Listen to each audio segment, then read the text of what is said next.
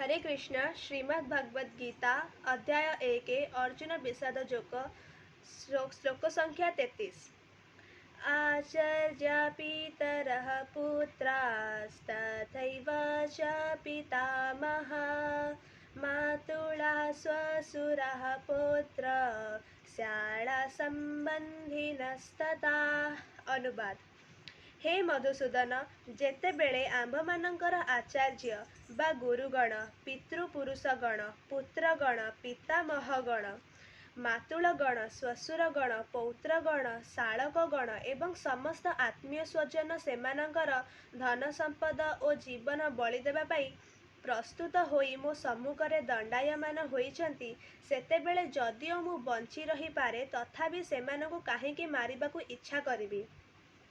एठारे अर्जुन सामने ठिया होइछंती तांको ससुर, बड़ बापा, काका, मामू एवं आत्मीय स्वजन्य माने।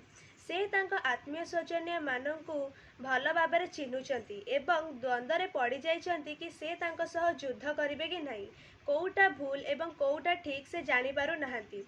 शिक्षा आमे ए श्लोकरु शिक्षा लाभ कलु जे ठीक करिथिबा लोक केबे भूल होई पारे नहीं, किंबा भूल करिथिबा लोक केबे ठीक होई पारे नहीं, कारण ठीक सबुबेले ठीक एवं भूल सबुबेले भूल। जदि किछि समस्या आसे तेबे हमकु भगवद गीतार सहारा नेबा उचित। हरे कृष्ण।